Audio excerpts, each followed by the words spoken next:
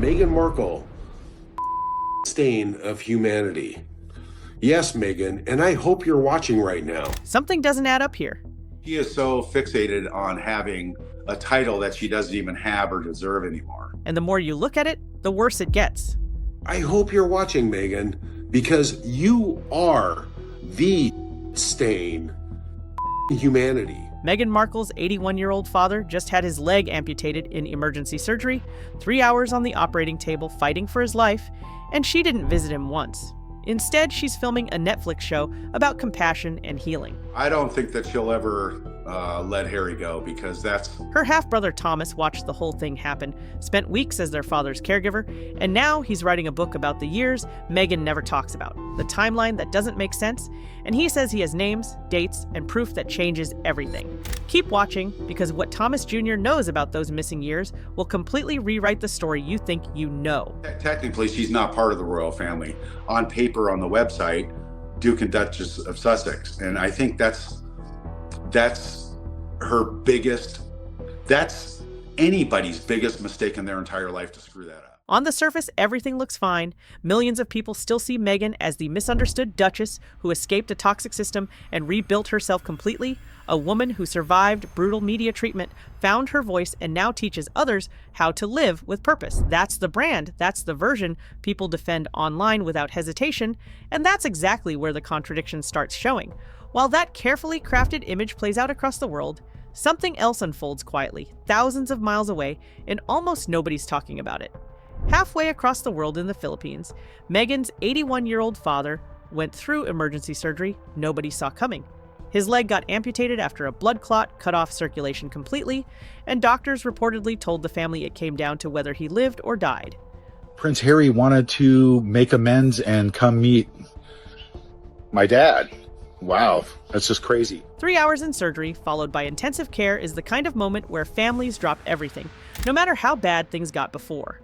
What arrived instead of a phone call, a visit, or even a public statement was a response handled entirely through her team. A letter showed up, quiet and controlled, managed from a distance. No bedside moment, no tearful reunion, no scene straight out of the scripts she produces.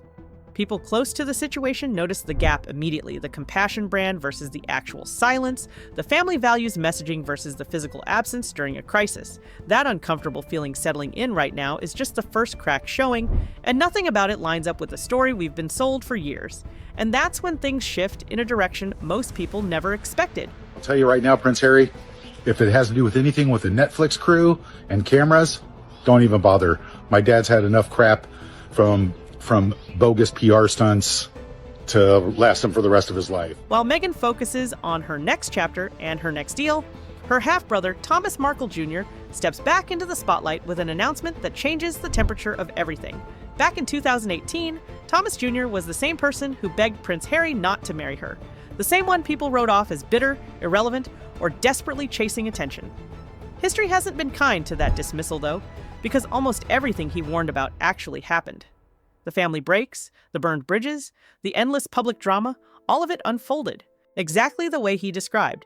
His announcement now involves a tell-all book, not some vague memoir about healing, not a soft reflection on family pain, but something he describes as setting the record straight on what he calls Meghan's nonsensical version of events. Sources close to the project claim it reaches far beyond typical family drama and digs into the years Meghan almost never discusses, the years before Suits, where the timeline gets strangely thin and photos of yachts and powerful connections appear without any clear explanation. Did you sense that maybe trouble may lay ahead?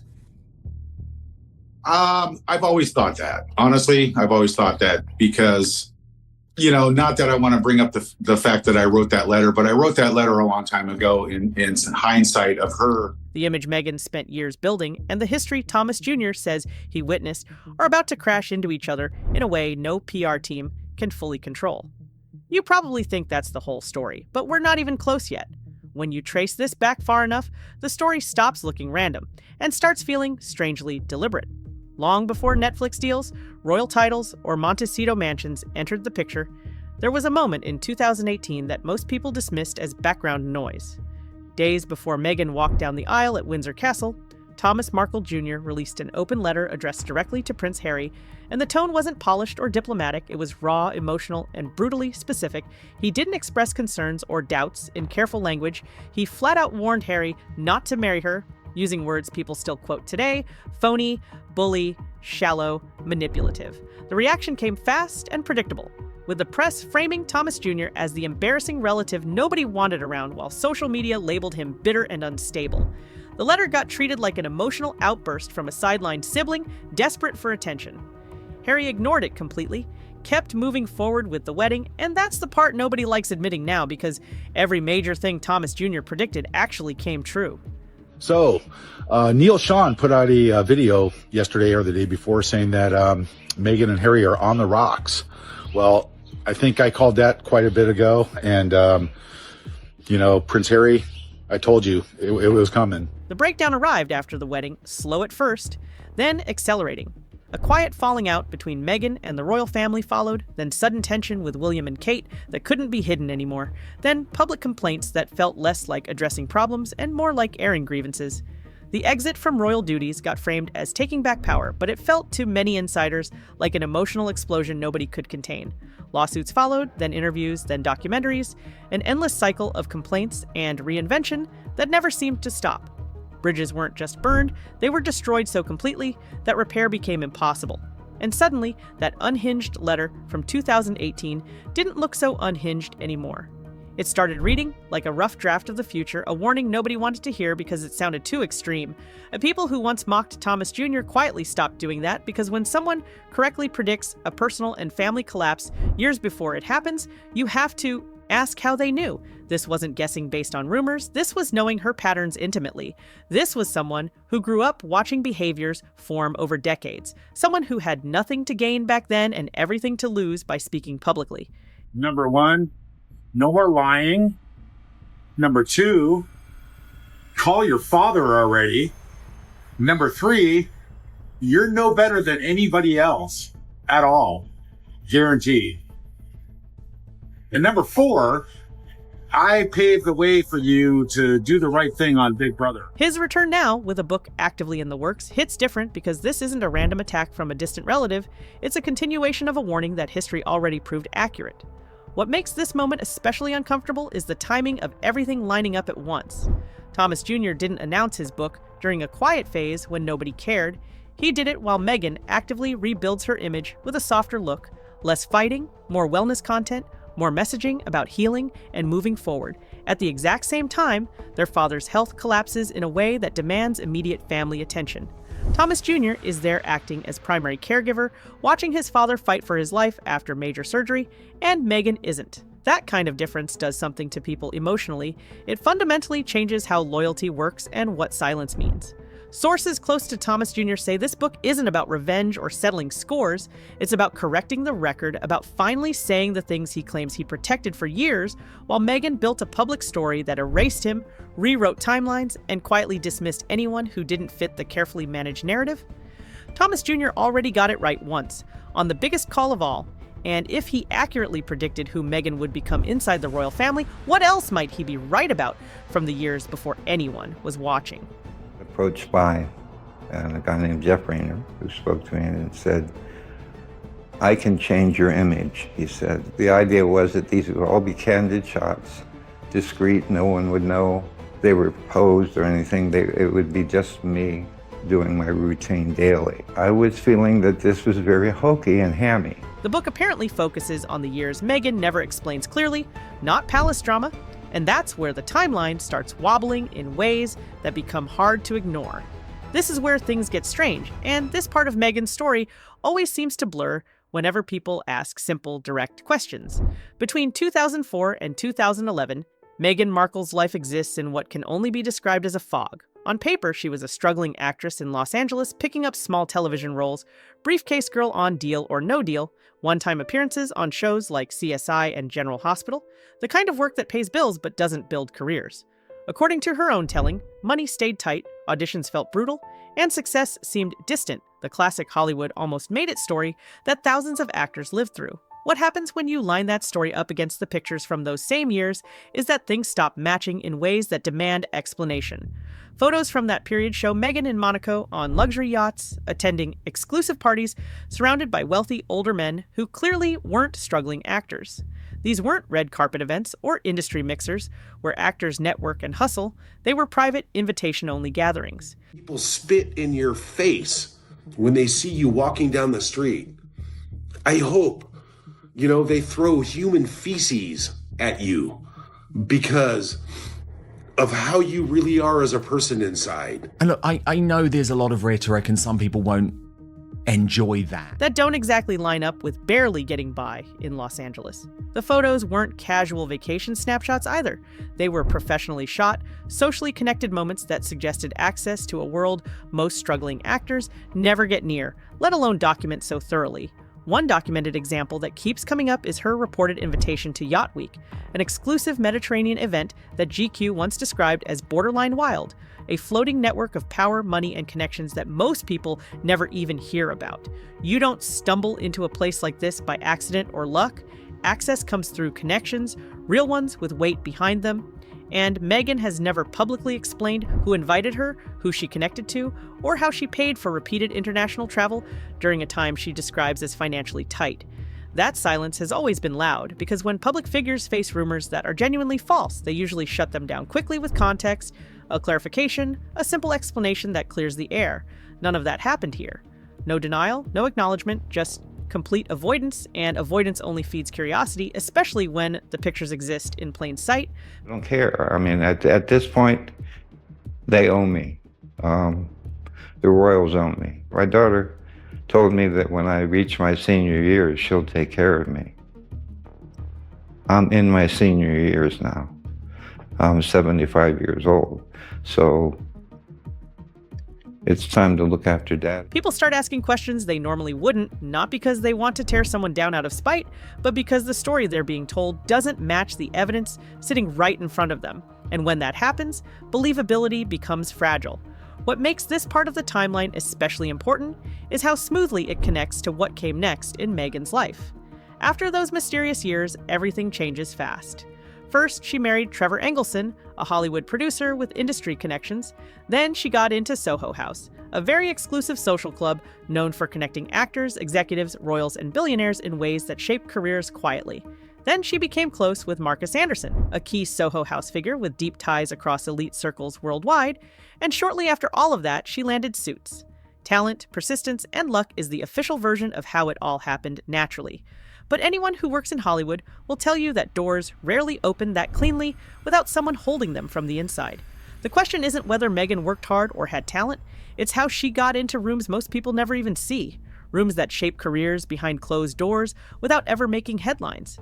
I put the olive branch out there, so now it's up to you, and you better talk it over with Harry, but whatever. Meghan,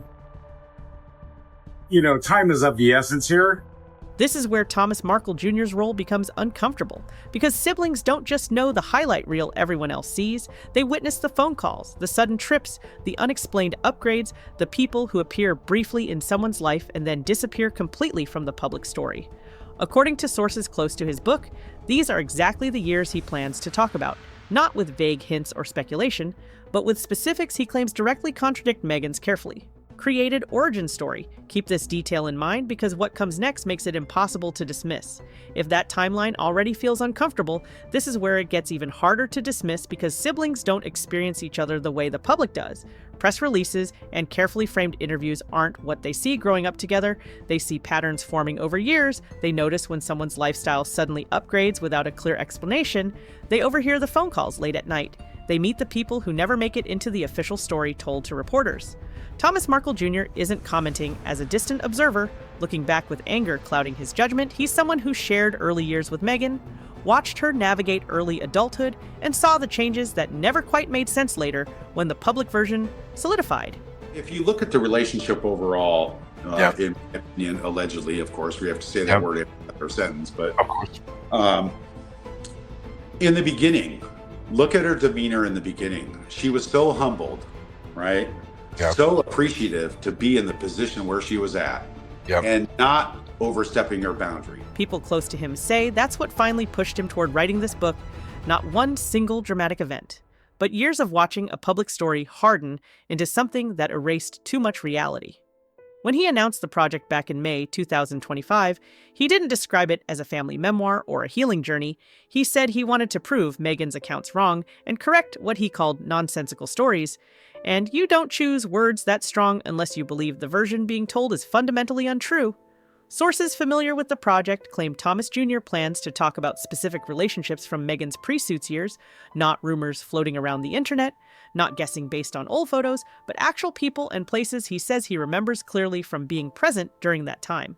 This is where the conversation shifts from gossip to something more serious with real weight behind it. If those relationships existed and played a direct role in giving Meghan access to elite spaces long before her career deserved it, that reframes everything about how her rise actually happened. Wrongdoing isn't automatically suggested by pointing this out, but it does challenge the image of the isolated, struggling actress who climbed her way up entirely on hard work alone. And that's the exact image her current brand depends on for credibility. I do know now she is never going to come and see her father. That's her main thing. She's a disgusting human being. The fact is, she said that it's going to be too expensive. She can't get a pass. Yes, and they won't pay for her, so it's much too expensive. Her excuse is... The humanitarian, the truth teller, the woman who overcame systems designed to keep her small, that whole identity takes a serious hit if Thomas Jr. presents a version of events where doors opened through proximity to wealth and power rather than pure talent and persistence. No amount of professional branding or reputation management can fix that kind of damage, especially if the details come from someone who was actually present during those years and has no financial incentive to lie. What's happening with their father right now appears directly linked to the timing of Thomas Jr.'s decision to move forward. He's the one living with him day to day, the one making medical decisions during recovery, the one watching an 81-year-old man fight through rehabilitation after a life-saving amputation, and Meghan isn't there. According to people close to him, that experience changed how he thinks about loyalty completely, because the question becomes obvious after a while: why protect someone's secrets when that person won't show up during a genuine family emergency? That question hangs over everything now, because silence can be strategic and planned, but it can also become exhausting to maintain. And when someone reaches the point where they feel there's nothing left to protect, the entire calculation changes. This is where insiders say Thomas Jr. is now not trying to destroy his sister out of spite or bitterness, but no longer willing to carry the weight of protecting her story when she's shown no willingness to protect the family relationship. The calm before something big usually sounds exactly like this: quiet but deliberate, and the story is heading straight toward its most dangerous question yet. This is the point where all the threads finally pull tight, because for years, people have danced around the same unanswered question, usually lowering their voices or dismissing it as inappropriate to even ask. Thomas Jr.'s book announcement made that question stop feeling unusual and start feeling central to understanding the entire story. How did Meghan Markle actually pay for her life before Suits landed? Not emotionally, not spiritually, but with actual money. Because when you strip away the branding and the inspiring framing, the numbers don't add up in any logical way. European travel, extended time off from auditions, long stays in elite social circles, access to people who don't just invite anyone into their world, these things cost money, time, and connections, and Meghan has never explained where those resources came from during a period she herself described as financially tight. That silence is what makes this moment so unstable, because according to sources familiar with Thomas Jr.'s manuscript, this is exactly where he plans to be specific, with names, context, and situations that, if accurate, would explain how the lifestyle existed long before the career did. What makes this revelation especially explosive isn't scandal for scandal's sake. It's what it would do to Meghan's carefully built story if the missing pieces suddenly had explanations that didn't fit the image at all. Her rise has always been framed as unlikely but earned through toughness, a story about determination beating the odds. But Hollywood insiders will tell you privately that most breakthroughs don't happen in audition rooms.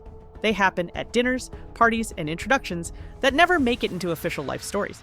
If Thomas Jr. describes Meghan's early access to those places as arranged rather than accidental, it reframes her entire climb, not necessarily as fake, but as far more calculated and socially planned than she's ever admitted. publicly. That matters deeply because her current brand depends entirely on moral authority, on being the person who tells uncomfortable truths, on positioning herself as someone who was hurt by power rather than shaped by being close to it. Those lines blurring would cause the moral clarity she relies on to start cracking in ways that can't be repaired with better messaging. Meghan has had countless chances to address these questions cleanly over the years: a single interview with context, a simple explanation about the photos, some clarity around the travel and the connections, and she's never done it, not once. Her team stays silent instead, deflecting or ignoring entirely, and the years between graduation and suits remain oddly undocumented compared to the rest of her meticulously curated life, a kind of selective hiding that only invites deeper scrutiny. That becomes especially true now, when someone with first-hand knowledge claims he's done protecting those gaps in the timeline. According to one source, Thomas Jr. believes Meghan's entire public image depends on people not asking how she got access to power before fame arrived. And if that's true, then this book isn't just personal family drama, it's genuinely disruptive to the foundation of her brand. Once those answers exist in print, they can't be quietly buried or reframed as internet conspiracy theories, they become part of the permanent record. Belief becomes secondary because the questions themselves force a second look, regardless of conclusions, and that's exactly why this moment feels different from every Markle family controversy that came before it. This isn't about opinions or interpretations, it's about timelines that either match or don't, and once timelines are challenged by someone who was actually there living through it, the story stops being hers alone to control.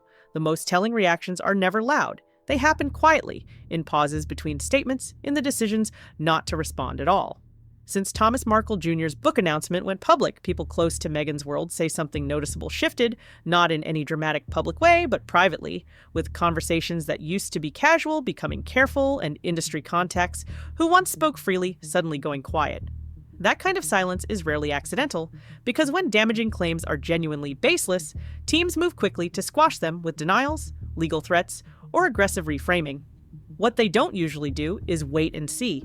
Waiting is exactly what's happening here. No strong denial, no clear dismissal through spokespeople, just distance, and that's where the unease grows, because silence can be strategic, but it can also signal uncertainty about what might come out next. Online behavior started changing at the same time in small but noticeable ways that people who track these things picked up on immediately.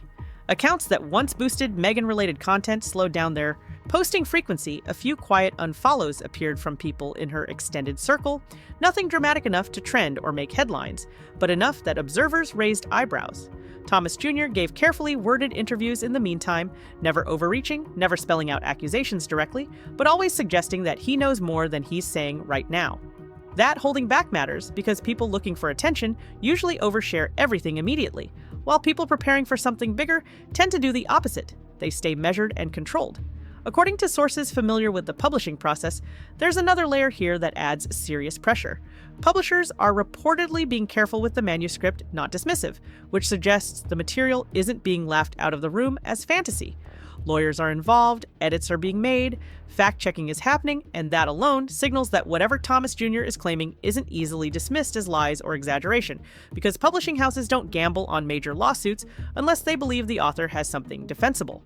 The family element quietly sharpens everything happening behind the scenes. Thomas Markle Sr. continues recovering from his amputation, still fragile, still vulnerable, with Thomas Jr. remaining his primary caregiver, while Meghan remains absent from the situation entirely. That emotional imbalance doesn't just affect family relationships in private, it shapes public perception in ways that are hard to reverse. Even people who once defended Meghan without question are starting to say the same thing privately.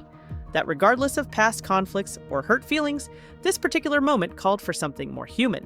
When that didn't happen, it reframed the entire situation for a lot of observers, making Thomas Jr.'s resolve feel less like bitterness and more like finality, like someone who tried for years and finally stopped trying. According to one source, he believes Meghan made her choice about the family long ago, and this book is simply him accepting that reality and speaking his truth without expecting reconciliation or forgiveness. That's a mindset that changes how far someone is willing to go, because when you're not trying to preserve a relationship anymore, you stop protecting the things you once protected automatically. What makes this fallout phase especially unstable is that it's still incomplete. The story hasn't reached its climax yet. No excerpts have leaked to the press, no chapters confirmed publicly, just the knowledge that something is coming and the sense that everyone involved is quietly bracing for impact. Meghan's brand is built on control, narrative precision, and moral framing, but control becomes fragile when the story shifts from interpretation to memory, from commentary to personal experience lived firsthand. Opinions can be argued endlessly, but erasing someone else's lived experience isn't easy, especially when it fills in gaps you've never explained yourself. This waiting period, the calm before the actual release, is historically when the most damage gets done, because waiting allows doubt to spread and questions to multiply without anyone saying a word. Nobody seems eager to talk right now, and that silence is louder than any statement could be. By the time this story reaches its end, the question isn't whether Thomas Markle Jr.'s book will change everything overnight in one dramatic moment. It's what this entire situation has already revealed about how power, image, and silence actually work in modern celebrity culture. Meghan Markle's public identity has always depended on clarity, on a clean moral arc, on the idea that she is the truth teller in a world that refused to listen to her. But what these past months have exposed is how fragile that clarity becomes when unanswered questions stack up over time, especially when they're raised by someone who shared your early life, not a critic who discovered you later and formed opinions from a distance. Thomas Jr.'s threat isn't scandal in the traditional sense, it's context. And context is far more dangerous because it forces people to look again at stories they thought they already understood completely. If the book confirms even part of what sources suggest it contains, the long-term consequences won't come from outrage or immediate backlash, they'll come from slow erosion. Brand trust doesn't collapse in one day with one revelation, it thins gradually. Sponsors begin to hesitate, collaborators quietly reconsider, viewers start watching content through a more doubtful lens.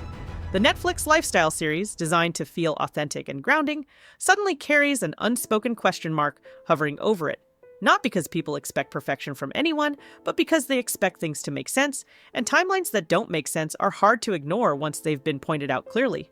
Harry's role in all of this becomes complicated too, because his loyalty has always been framed as romantic and principled, but if details emerge suggesting he never had the full picture of Meghan's pre-fame life, that loyalty starts to look less like strength and more like protection from uncomfortable truth. Perception is what drives legacy in the long run, and that represents a fundamental shift in perception, not a judgment on character. The broader meaning here goes beyond one family or one celebrity. It exposes how modern public figures are actually built, how selective storytelling can become impossible to tell apart from truth if no one close enough is willing to challenge it publicly. Thomas Jr. represents that challenge, not because he's perfect, not because he's particularly likable, but because he was there during the years that matter most. And once someone like that decides they're done staying quiet, the conversation changes permanently. Meghan may continue forward, evolving her brand, launching new projects, and redefining herself yet again with another reinvention. But this chapter ensures that her origin story will never be taken at face value in the same way, again, because questions, once normalized and repeated, don't go away. December 2025 closes, and what we're really watching isn't a scandal unfolding in real time, it's a reckoning with narrative control, a reminder that the past doesn't disappear just because it's inconvenient to address, and that the people who know you before the spotlight often determine how your story gets remembered after it fades. Whether Thomas Jr.'s book becomes a footnote or a turning point, one thing is already clear. The version of Meghan Markle that existed without contradiction is gone, and in its place is something far more complicated, far less polished, and much harder to manage going forward. No PR strategy can ever fully fix that.